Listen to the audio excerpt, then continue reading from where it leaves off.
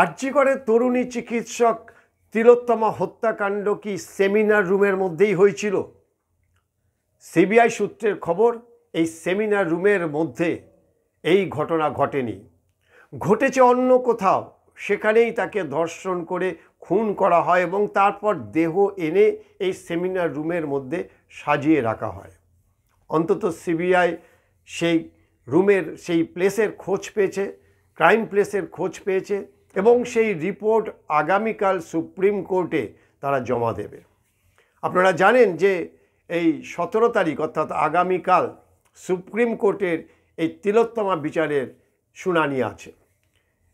Progress report অর্থাৎ এই কদিন সুপ্রিম কোর্টের কাছে রিপোর্ট জমা দেবে সিবিআই। তারা যে যে তদন্ত এখানে প্রোগ্রেস হয়েছে সেই রিপোর্ট ধরে নিয়ে সুপ্রিম কোর্টে জমা দেবে।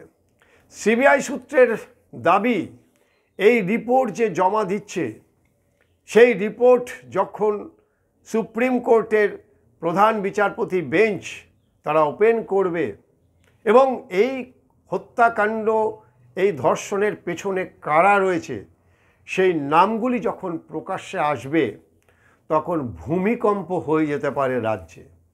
সারা দেশব্যাপী একটা ঝড় উঠতে পারে।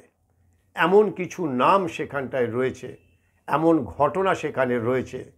এই খুন এবং হত্যাকাণ্ডের পেছনে যে বিরাট একটা ষড়যন্ত্রের একটা দল এখানে কাজ করেছে, চক্রান্তের কাজ করেছে, সেটা শুনলে নাকি কেঁপে যাবে মানুষ।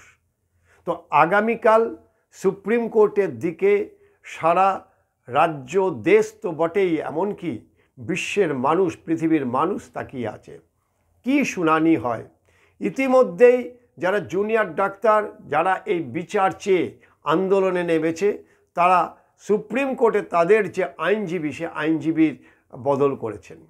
সেখানে এক দুঁদে আইনজীবীকে তারা নির্বাচিত করেছে এবং আগামীকাল সম্ভবত আমরা সে আইনজীবীকে সেখানটায় সওয়াল জবাব করতে শুনব। প্রচুর প্রশ্ন এখানে উঠে আসছে। যে তথ্য রাজ্য সরকারের কাছ থেকে দেওয়া হচ্ছে সেই তথ্যের আদৌ কোনো সত্যতা আছে কি না। সিবিআই রিপোর্ট, সিবিআই যে দাবি, এই রিপোর্ট একেবারে ভুল, মিথ্যা রিপোর্ট দেওয়া হয়েছে। পোস্টমর্টম থেকে আরম্ভ করে এই এভিডেন্স তাদের কালেক্ট করা থেকে শুরু করে মৃতদেহ পোড়ানো পর্যন্ত সম্পূর্ণটাই রাজ্য সরকার একেবারে একদম নিখুঁত পরিকল্পনা করে এই সমস্ত কিছুকে লোপাট করার জন্য এবং এই খুন এবং ধর্ষণের ঘটনাকে আড়াল করার জন্য, যারা অপরাধী তাদের আড়াল করার জন্য এই কাজ করে গেছে। অন্তত সুপ্রিম কোর্টের কাছে এই সিবিআই যে রিপোর্ট দিতে চলেছে সেই রিপোর্টে এগুলো উল্লেখ থাকবে বলে সিবিআই সূত্র থেকে জানা গেছে।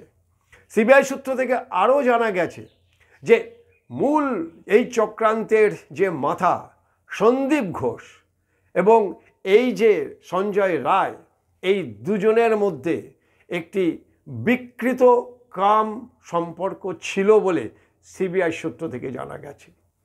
আরও অনেকের সাথে যুক্ত ছিল, আরও অনেকেই এই ঘটনার সঙ্গে যুক্ত ছিল। সমস্ত ফোনের ট্র্যাক রেকর্ড তারা কলার লিস্ট থেকে দেখে তারা একেবারে টাইম লাইনে ফেলে তারা দেখে নিয়েছে কার সাথে কখন কথা হয়েছে। ইতিমধ্যেই পলিগ্রাফ টেস্টে উঠে এসেছে যে সন্দীপ ঘোষ যা বলেছেন পলিগ্রাফ টেস্টে, তার সাথে তাকে যে জেরা করেছে এবং তার যে ফোনের যে ট্র্যাক রেকর্ড, কল রেকর্ড, তার সাথে মিল নেই। আরও অনেকে জড়াতে পারে, যেটা কালকেই আমরা বাংলা খবর থেকে বলেছিলাম যে 4 জন আইপিএস র্যাঙ্কের পুলিশ অফিসার এর সাথে যুক্ত। তারা এই অপরাধকে আড়াল করার চেষ্টা করেছে, তারা সমস্ত এভিডেন্সকে নষ্ট করার চক্রান্তে তারা হাত পাকিয়েছিল। ফলে সিবিআইয়ের নামের তালিকায় তারাও রয়েছে শাসক দলের এক জাঁদরেল নেতা, রয়েছেন কাউন্সিলর, এরকম আরও অনেকে রয়েছে। আস্তে আস্তে করে সিবিআই এই তদন্তের দিকে এগোচ্ছে এবং কান ধরে মাথার দিকে এগোচ্ছে। এবারে মাথা টানবে। আগামীকালের পরেই সিবিআইয়ের এই তদন্তের গতি আরও বাড়বে বলে মনে করা হচ্ছে।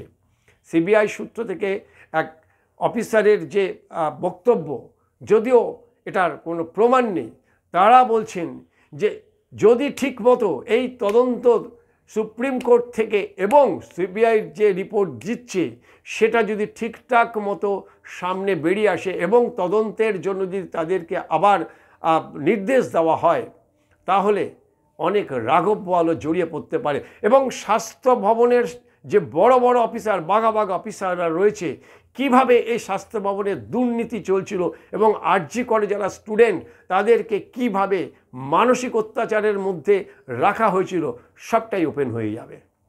স্বাস্থ্য দপ্তর কার্যত এখন একটা বারুদের স্তূপের উপরে দাঁড়িয়ে রয়েছেন।